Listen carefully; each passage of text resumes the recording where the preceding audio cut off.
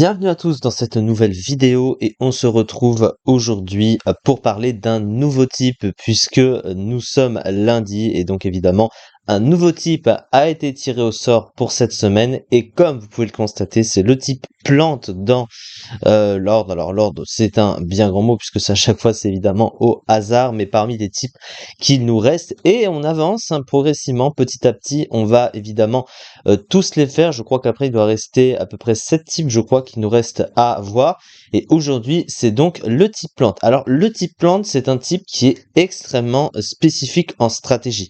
Alors dans les faits c'est un des pires types du jeu, hein, on peut le dire assez largement autant défensivement et offensivement, parce que on va en parler à ce niveau-là, mais il a quand même des qualités qui compensent ses lourds défauts en stratégie et ça va être l'objet également de cette vidéo. Donc tout d'abord une petite analyse du type et ensuite nous allons parler comme chaque semaine, tout d'abord des meilleurs Pokémon par type de type plante, pardon, disponibles par génération actuellement, donc dans leur classement dans le classement le plus récent globalement.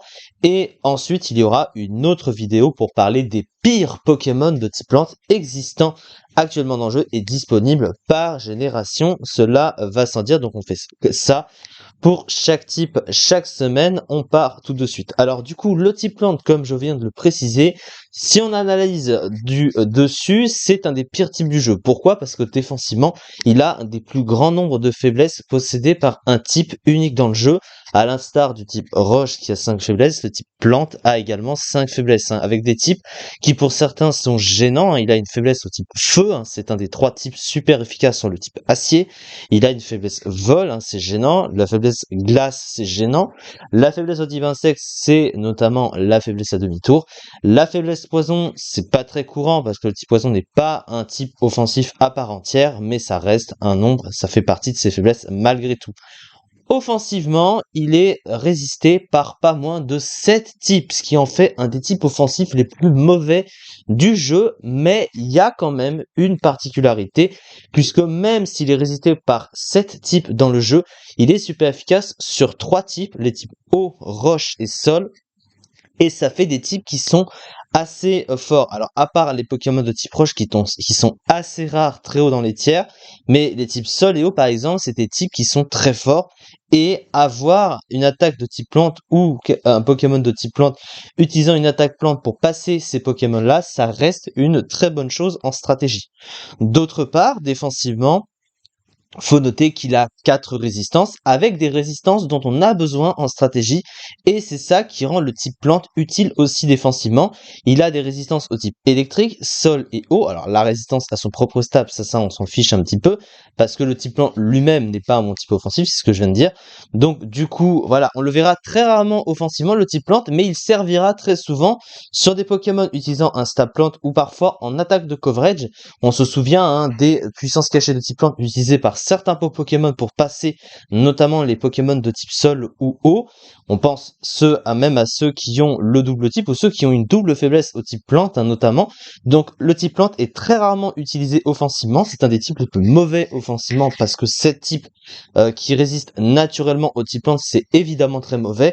Mais il a aussi des qualités parce que défensivement, il a des résistances très utiles et offensivement, il est quand même super efficace sur des types forts dans le jeu. Donc au final, ça reste un des plus mauvais types du jeu parce que il est quand même déséquilibré autant défensivement et offensivement, mais il reste parfois utile. Certains types plantes sont utiles. Alors c'est un des types qui est un des plus représentés, même que c'est le deuxième, le troisième type le plus représenté. Mais il y a beaucoup de Pokémon de type plante, c'est un type qui est très largement réparti, mais les bons Pokémon de type plante sont très très rares globalement en stratégie. Il y en a très peu qui sont à la limite de l'overuse ou à peu près en dessous.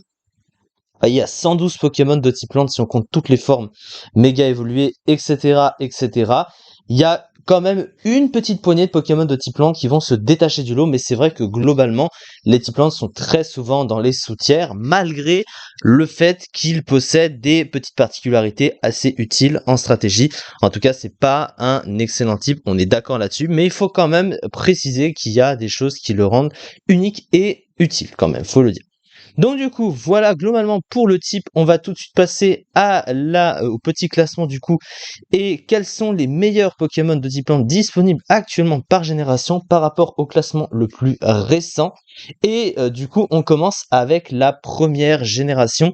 Et le meilleur Pokémon de type plante en première génération, je pense que c'est pas une grosse surprise si on le voit, c'est évidemment Florizarre. Alors je mets de côté évidemment les méga évolutions parce que tous les Pokémon concernés sont hors 7G, enfin tout ce qu'il y a avant le métagame de Pokémon épée et bouclier, ce sera uniquement centré là-dessus, même si j'aurais pu prendre une méga en exemple.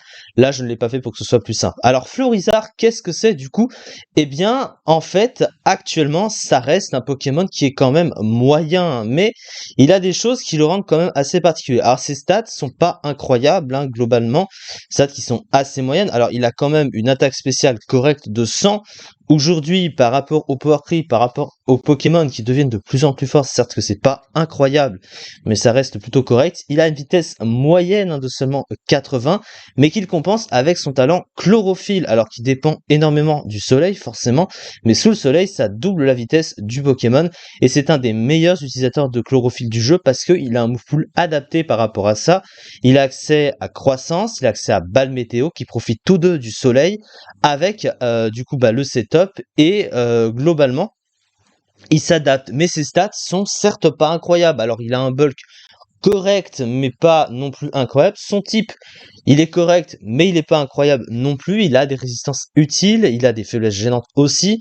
Offensivement, c'est un double type qui est mauvais. Plante et poison, c'est des types offensifs assez mauvais. Le type poison, voilà, n'apporte pas grand chose de plus. Et aussi, le double type est évidemment résisté par le type acier. Alors, il a accès à balle météo et à Telluriforce qui en font ses coverage maintenant, mais c'est vrai que quand on double stab, parce que c'est de là que part une meilleure puissance offensive quand tu as un double type, et résisté par le meilleur type défensif du jeu, tu dépends du coverage pour pouvoir passer les Pokémon de type acier. Si tu les as pas dans ton move pool, c'est parfois compliqué. Il possède des accès, alors il a pas un move pool très très large non plus, mais globalement il a quelques trucs, hein. Il a surtout accès à Sleep Powder, il a accès à Vampigraine également, donc il peut endormir l'adversaire, même si évidemment ça marche pas sur les types plantes, et évidemment c'est pas très précis. Il a accès à Sabotage également, faut quand même le noter. Son move pool est pas extrêmement large, mais il a des choses qui le rendent adapté. Mais dans le metagame actuel, ses stats sont quand même moyennes, son type est quand même moyen, et du coup, il est quand même underused, mais il n'est pas extrêmement bien classé dans le tiers. Il est seulement 57e du tiers avec 1,56% des usages, mais c'est le meilleur Pokémon de Diplan disponible pour la première génération, sans compter évidemment les méga évolutions.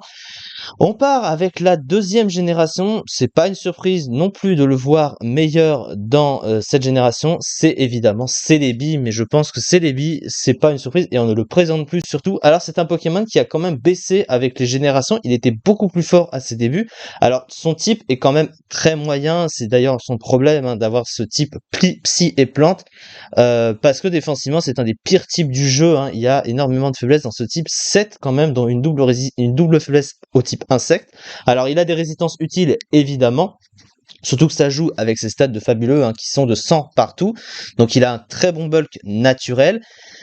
Mais il a quand même pas mal de faiblesses gênantes, hein, et offensivement, Planté Psy, c'est pas incroyable. Très clairement, hein, c'est le même type que Noix de Coco, hein, il faut aussi le comparer. Alors le truc, c'est que lui, alors il a accès à un bon talent, il a Médic Nature, hein, qui le soigne de son statut s'il quitte le terrain et qu'il revient, donc il peut aisément partir et revenir. Surtout qu'il a accès à un move pool très bien adapté, hein. Il a accès à demi-tour, il a accès à soin, il a accès à cage éclair, il peut même poser des pièges de roc. Il peut être joué physique ou spécial, hein. Il a Dance Lame, il a Plénitude, il a des coverages aussi, il a Telluriforce, Aura Sphère, Giga Sensu, Leaf Storm, Leaf Blade, etc., etc. Alors en général, tu joues beaucoup plus spécial que physique, mais voilà, il a vraiment un pool plutôt correct. Il a même accès à Balle Météo, donc tu peux éventuellement le jouer sous le soleil et lui faire un coverage feu artificiel, même si ça lui donne une autre faiblesse au type feu, mais voilà.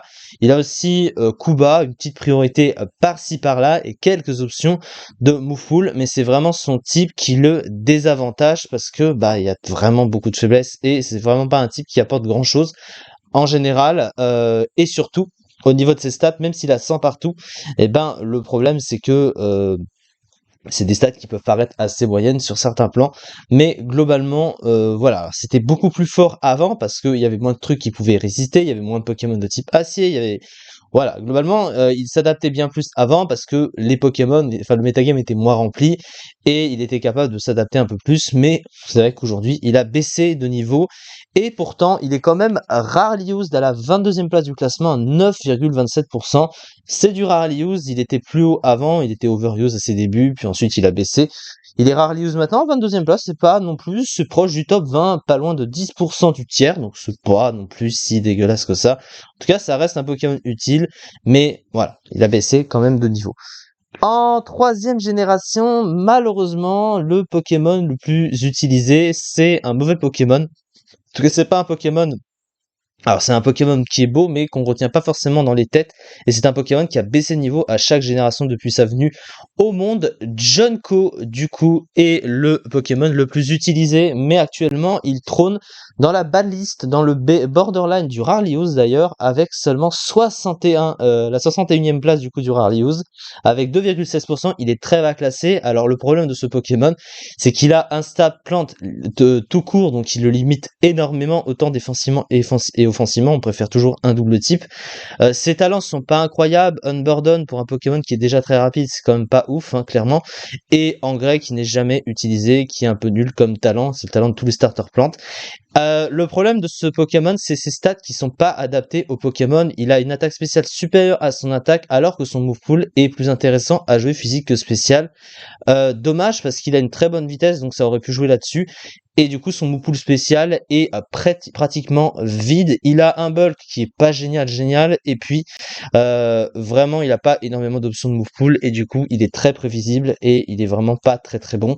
Et à chaque génération, ce Pokémon est descendu. Et voilà, il fait partie des plus mauvais starters du jeu, d'assez loin. Donc du coup, ça reste le plus utilisé par rapport au metagame de Pokémon épée bouclier, mais voilà, il n'est pas bon à ce niveau-là, on est d'accord. Alors on verra que dans les pires Pokémon, c'est pas le pire, hein, évidemment, il y a pire que lui, mais voilà. Alors en quatrième génération, c'est pas une surprise de voir ce Pokémon arriver en tête de gondole, c'est évidemment Boule de Nœud, mais Boule de Nœud, un Pokémon qui est assez hard à passer, hein, faut quand même le dire.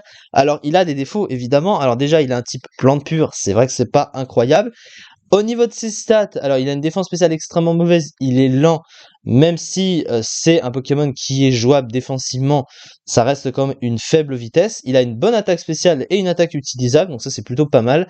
Une très bonne défense et une très bonne base PV, donc sur le physique il est très dur à tuer. Il a accès surtout à Regiforce, Chlorophylle, c'est moins utilisé que Regiforce évidemment parce qu'il récupère des points de vie s'il quitte et revient sur le terrain. Donc là, à ce niveau-là, il est plutôt content. Son move pool est plutôt correct. Il n'a pas énormément de choses, mais globalement ça va. Il a accès à Sabotage, il a accès à Vampigraine, il a accès à Poudre Dodo également. Il n'a pas accès à... Oui, non, il n'a pas accès à Sport, hein, je suis en train de me dire. Il a accès à Synthèse, évidemment. Alors, par contre, il possède pas Balle Météo, hein, qui joue sous le soleil. Il a des attaques de coverage, hein, quand même. Il a accès à séisme, il a accès à il a sabotage aussi, du coup, il a expo force, donc il a quelques options, donc c'est pas non plus très très large. Il a pas un move de setup très adapté non plus, hein, il a que malédiction. Est-ce qu'il a accès à croissance? Je suis en train de me demander. Oh, il a croissance, donc du coup, s'il joue sous le soleil, notamment, il peut utiliser croissance, mais à part ça, il a pas plus. Alors, il a pas un move très très large, mais sa capacité défensive, sa capacité à endormir, à pouvoir récupérer des points de vie sur le long terme, c'est plutôt très intéressant. Après, son style plante pure le limite beaucoup quand même. Il n'est pas non plus très très adapté défensivement et son move pool de soutien est quand même assez limité et il aurait mérité un petit peu plus que ça. Et il a pas non plus un move de soin très adapté. Alors il a repos, synthèse, mais synthèse ça a que 5 points de puissance, hein, c'est pas un vrai move de soin.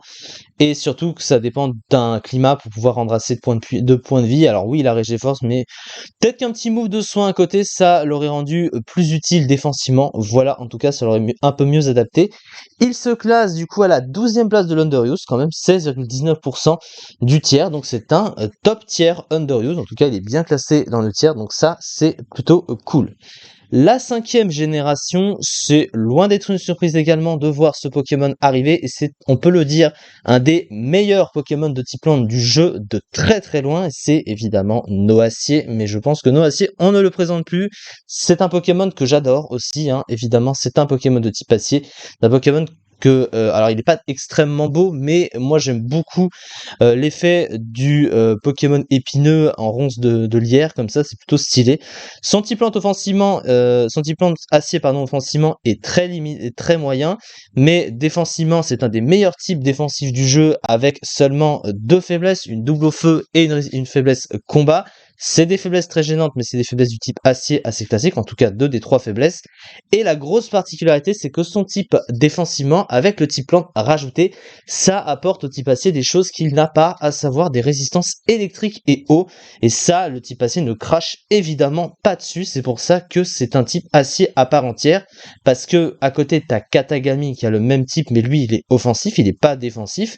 Mais d'avoir ces résistances-là, eh bien, ça permet à ce type acier de venir sur des résistances qui sont pas habituel, et c'est vraiment du pain béni pour lui. Il a des défenses excellentes, autant physiques et spéciales. Il peut même être joué offensif parce que son attaque de 94 est utilisable. Il a un très bon move de soutien. Il a accès à épine de fer qui s'adapte très bien à son rôle défensif. Son problème, par contre, c'est qu'il ne possède pas de bon move de soin adapté. C'est vraiment ce qui manque clairement, c'est-à-dire qu'il est obligé de jouer des restes ou de repos à longueur de terme, ou alors de Vampigraine plus abri pour récupérer des points de vie sur la durée du terrain d'un duel, pardon. Mais à côté de ça, bah, il a les pièges de roc, les picots, Vampigraine, je viens de le dire, cage éclair, donc il a quand même un très bon bouffle de soutien qui le rend très fort. Il a sabotage aussi, il a méga fouet, il a tête de fer, il a Gyroba qui va très bien avec sa lenteur. Sa lenteur est aussi un problème, hein. 20 de vitesse, hein, pour un Pokémon défensif, c'est quand même très mauvais, hein, parce que il est dépassé par beaucoup de Pokémon, même beaucoup de Pokémon défensifs le dépassent. Mais voilà, donc il perd ses duels à cause de ça, mais globalement, ça reste un Pokémon qui est très bon défensivement, qui peut tanker aussi bien le physique et sur le spécial, avec des résistances très rares et très utiles. Donc il est évidemment un des meilleurs Pokémon du jeu, et il est à la seconde place de l'Overuse, 32,74%, un chiffre impressionnant, et du coup c'est un des meilleurs types plans du jeu de loin. La 6e génération, malheureusement, alors il n'y a pas beaucoup de Pokémon en 6e génération, et eh ben, étant donné que, bah, par exemple, l'un des pics n'est pas disponible dans épée bouclier, donc c'est un mauvais Pokémon qui est malheureusement le plus haut en 6e génération, mais c'est à peu près comme ça, et c'est du coup une des formes de Banshee-Trouille. Alors d'après les chiffres que j'ai, c'est ce fameux Pokémon Citrouille qui a plusieurs formes, en fait, qui a pas la même taille, et en fonction de la taille du Pokémon, eh bien, ça change, en fait, globalement. Celui-là, c'est la forme super, hein, qui est la plus classée, mais elle est zédue avec, donc du coup, 30e des usages, hein, 6,45%. Donc du coup, bah, ça le classe pas très très bien. Alors son type spectre plante est pas incroyable, hein, malgré les apparences. Même si le type spectre apporte offensivement, il a quand même 5 faiblesses extrêmement gênantes. Offensivement, c'est pas un type extraordinaire. Ah, il est correct, cela dit, mais pas non plus incroyable. Voilà, ses talents sont pas vraiment ouf, hein. Frisk, Insomnie et Pick-up, hein, c'est vraiment pas ouf. Alors, il a une attaque correcte, un bulk physique passable, mais derrière les stats sont pas très bonnes, un bulk spécial pas ouf, une vitesse mauvaise, et globalement, bah, il n'y a pas grand chose qui le sauve. Son Moukoul offensif, alors là ils ont pas tout affiché d'ailleurs, c'est assez... Ils ont pas affiché... Ils ont pas tout... Ah, voilà, ils se sont gourés dans le... Parce qu'on a... Non, ils ont pas tout affiché, mais non, il a plus que 4 attaques, hein, évidemment. Vous voyez qu'il a des sets différents. Enfin bref, il a un Moufoul qui est correct, voilà, qui est correctement adapté. C'est dommage qu'on puisse pas le voir, là. Ils ont pas... Ce qu'on voit sur la forme de base. Ah, bah voilà. Donc voilà, dans ce qu'on voit au niveau du Moufoul, hein, il a quand même des choses utiles. Bon, il y a des attaques spéciales, il peut pas s'en servir. Euh, Mais du coup, voilà, il est quand même pas complètement adapté. Après, il a des options de Moufoul. Il a Poltergeist qui est très fort. Il a Méga Fouet notamment, il a priorité. Stabé de Shadow Sneak. Mais bon, il n'a pas des stats de ouf non plus à côté, donc, de ce que je viens de dire. Et du coup, bah, de toute façon, la forme super, c'est la meilleure des quatre, hein, évidemment, parce que ça tape plus fort. Vous voyez que ça change, hein. La forme small, elle tape moins fort, elle est un peu plus rapide, mais voilà, c'est dommage parce que derrière les stats sont pas ouf. Donc c'est vraiment la forme super qui se détache du lot, mais bon, il est très mal classé. C'est un Pokémon mauvais qui est pourtant le meilleur Pokémon disponible en 6e génération. Alors, en 7e génération, du coup, maintenant, c'est évidemment Katagami, mais Katagami, c'est pas non plus une surprise, une des ultra chimères de la 7e génération, je vais y arriver, qui se tape un 180 d'attaque. Donc, oui, quand tu tapes plus fort que Mega Rayquaza sans ses boosts, machin, machin, il y a quand même un petit quelque chose. Alors, effectivement, c'est pas un double type offensif très fort, mais quand même, sa puissance de frappe, et c'est quand même ses quelques résistances. Le fait d'avoir 131 de défense quand même, qui lui permet de tanker des coups sur le physique, et 109 de vitesse, un très bon spitière adapté, boost chimère extrêmement bien adapté, évidemment, qui lui donne un cran de plus en attaque à chaque fois qu'il met un kill, vu la puissance. Alors son pool offensif est limité, il a des stables limités également. Par exemple, sur le type acier, il a qu'accès à Estocorn, il n'a pas tête de fer, il n'a pas d'autres trucs de type acier. Il a quand même accès à sabotage, mais voilà, il n'a pas un bouffle offensif extrêmement large et son bouffle est quand même assez restreint. Alors, il a Sacred Sword, oui, il faut quand même aussi le dire. Bon, voilà, il est quand même très prévisible ce Pokémon, mais sa puissance est quand même faramineuse. Il a accès à Danse Lame aussi. Ce Pokémon est très très fort, hein. Il n'y a pas de débat et il est quand même 10e de l'Overuse, 16,52%. Donc il a un très bon chiffre, c'est un des meilleurs Pokémon du jeu et de loin. Et pour finir, en 8e génération, c'est un starter et donc du coup, starter de type plante oblige, c'est évidemment Gorithmic, hein, qui est le Pokémon de type plante le mieux classé dans la génération. Alors, Gorithmic, du coup, qui a des stats plutôt correctes, hein, avec une très bonne attaque, un bulk suffisant, même s'il a une moins bonne défense spéciale, ça va. Alors, sa vitesse, elle est pas incroyable, mais bon, c'est pas non plus si pire que ça. Il a Grassy Surge, hein, qui lui permet de poser le terrain herbu en arrivant sur le terrain, ce qui lui fait récupérer des PV à l'instar des restes aussi, en plus de donner une priorité à sa capacité Grassy Glide, hein, qui joue sur le terrain herbu tant qu'il est présent pour donner une priorité à ce move, sachant que c'est stabé. Il possède des options offensives. Il a Cavalerie Lourde pour pallier au fait que Séisme soit nerf, hein, sous le terrain. Il a accès à Sabotage également. Il a Vampigraine. Il a également Surpuissance, Danse Lame, Demi-Tour, Marteau-Bois. Donc il a même des attaques puissantes, hein, un gros stab de type plante. Évidemment, il y a aussi Darkus Laria. Alors, le truc, c'est que son type plante, évidemment, le limite, surtout en tant que Pokémon offensif, parce que le type plante n'est pas un bon type offensif, hein, évidemment. Mais au-delà de ça, il a des stats plutôt bonnes quand même, et il s'adapte plutôt bien dans le metagame, et c'est un des meilleurs starters du jeu, on peut le dire, assez loin, et aussi un des meilleurs starters de type plante. Cela va sans dire, bah, le meilleur starter de type plante disponible, hein, on peut le dire actuellement.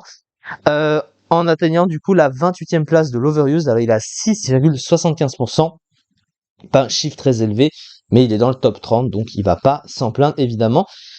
Et du coup, voilà, on a fini avec cette vidéo avec les meilleurs Pokémon de type plante disponibles actuellement par génération. Et du coup, on aura une autre vidéo. Alors, même si je fais les vidéos aujourd'hui, elles ne seront pas diffusées aujourd'hui parce que j'ai quand même déjà diffusé toutes les analyses sur la 3e génération, hein, qui sont en cours. Donc, pour essayer de fluidifier un petit peu les vidéos que je poste, ce sera pas diffusé aujourd'hui, mais c'est quand même préparé aujourd'hui, évidemment. En tout cas, ce sera diffusé dans la semaine, vous en faites pas. Merci beaucoup de m'avoir suivi et du coup sera tournée la vidéo sur les pires Pokémon de type plante et elle aussi elle sera diffusée cette semaine évidemment. Les pires Pokémon de type plante du coup évidemment disponibles par génération, mais là je pense que vous avez l'habitude, en tout cas pour ceux qui suivent un petit peu cette fameuse série que j'ai commencé depuis maintenant presque plus de 2 mois quand même, hein. Ça passe vite le temps. Merci beaucoup en tout cas de m'avoir suivi et à très vite.